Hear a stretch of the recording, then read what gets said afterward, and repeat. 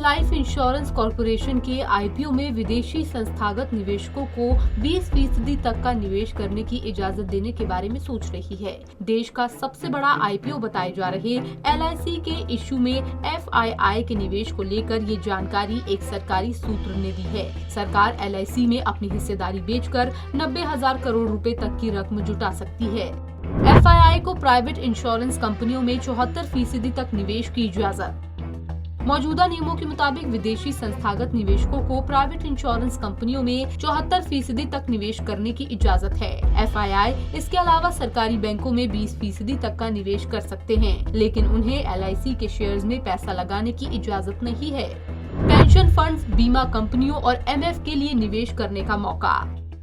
विदेशी निवेशकों को एलआईसी में निवेश करने की इजाजत मिलने पर विदेशी पेंशन फंड्स, बीमा कंपनियों और म्यूचुअल फंड्स को देश की सबसे बड़ी बीमा कंपनी के आईपीओ में निवेश करने का मौका मिल जाएगा।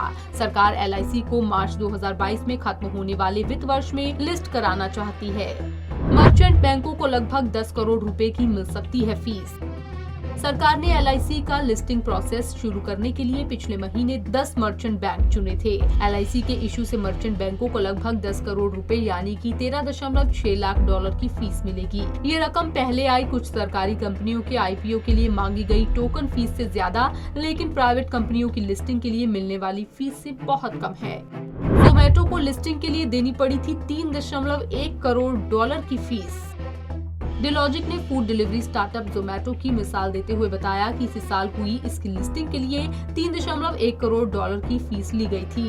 एलआईसी के लिए मर्चेंट बैंकों को बहुत कम फीस मिल रही है, लेकिन इसके लिए मॉर्गन स्टैनली को छोड़कर बाकी सभी बैंक इस इश्यू के लिए कंपनी के साथ जुड़ने को लालायित हैं। एक मर्चेंट बैंकर ने कहा है कि हमें इससे कोई फर्क नहीं पड़ता कि कितने पैसे मिल रहे हैं। ये हाल में आए सबसे बड़े आईपीओ में से एक है और ये लगभग अगले 5 साल का भी सबसे बड़ा इशू हो सकता है। Bureau report, Punjab Kesari TV.